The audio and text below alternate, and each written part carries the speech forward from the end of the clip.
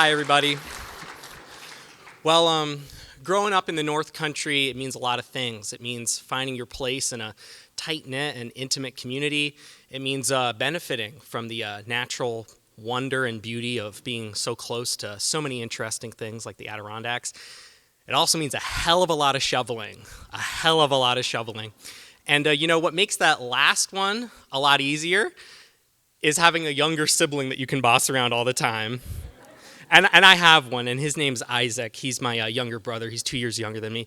And I'm just joking. I didn't just make him do all the shoveling. He's pretty good at raking, too. But no, he's my friend, and he's honestly my best friend. I love him so much. Growing up, we did everything together. We would go to do music lessons together at the Crane School of Music. They had a program for middle schoolers and high schoolers to learn music. I play harp, he plays cello.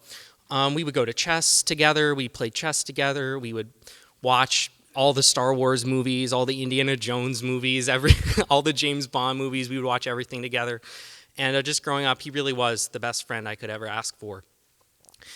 When we were in high school, something started to change in him, though. He was having a harder time paying attention at music lessons. It was getting harder for him to shovel. It got to the point where he couldn't really help out with the chores anymore.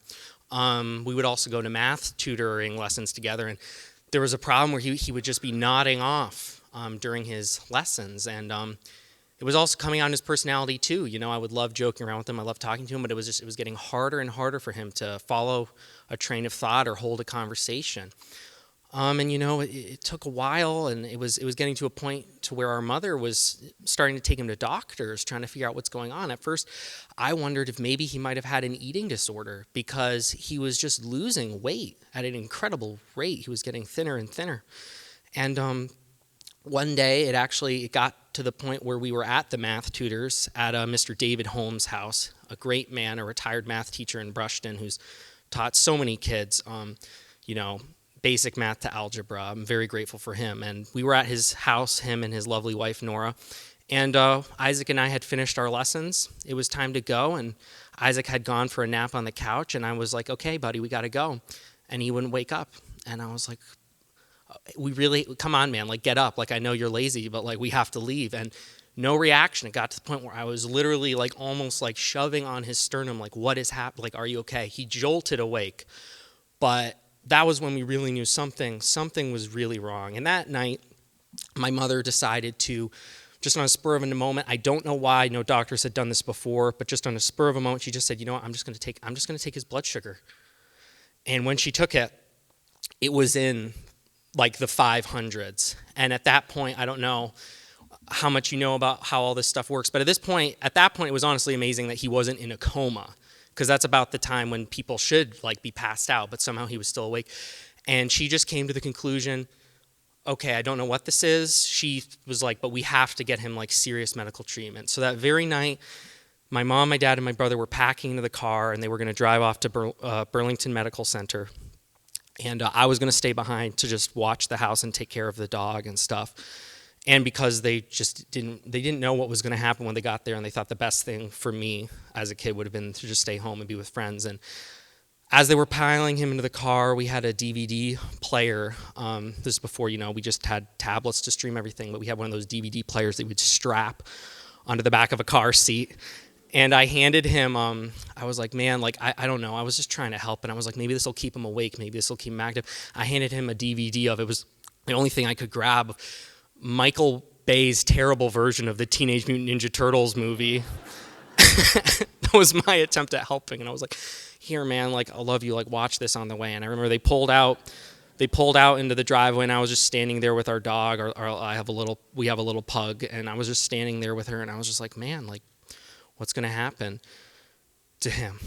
And I was very fortunate. Some friends came over. They were taking care of me. We watched Ant-Man, which had come out recently, and they helped me just do some projects around the house, like painting the house. But the whole time, even though they were trying to cheer me up, I was just wondering what's going on with him. So it turns out they talked. I got a call from Mom. They figured it out. They were talking about it. He has what's called type 1 diabetes, also known by some people as juvenile diabetes. And it's just a problem where one day his body just decided to attack, his immune system attacked the parts of his body that create insulin, which is a chemical that allows us to digest food. And what had been happening when he was losing all that weight was he was going into what's known as ketoacidosis, where his body couldn't digest anything, and at the end of the day, it was actually burning off all of his muscle, because that was the only material his body had to work with at that point.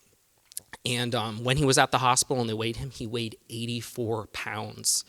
He looked like someone who had been rescued from like a wartime refugee camp. It was so concerning, but he got a ton of weight back very quickly because he was digesting food again. They got him an IV. They were getting him fluids. And me and my friends, we created a welcome home banner for him. One of my friends misspelled his name on the banner, and we make fun of him to this day for it because it's like, come on. But anyway, he was coming home. We were so excited. We had the banner ready. We were all in the front way.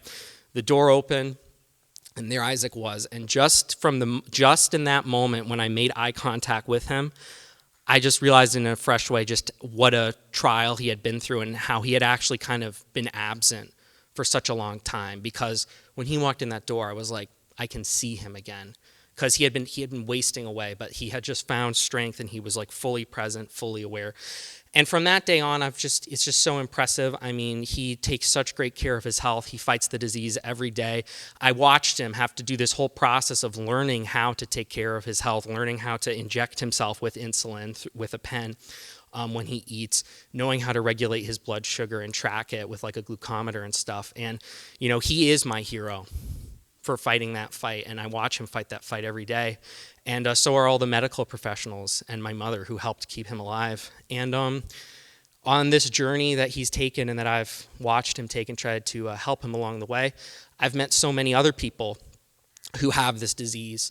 And even when I'm out in public and I just see someone like at a restaurant, like testing their blood sugar and then giving themselves some insulin, in a small way, I see what they're going through. And if you or someone you know is fighting that fight, I mean, you're my hero as well, because this is a serious disease and it means a lot to me to see people fighting it.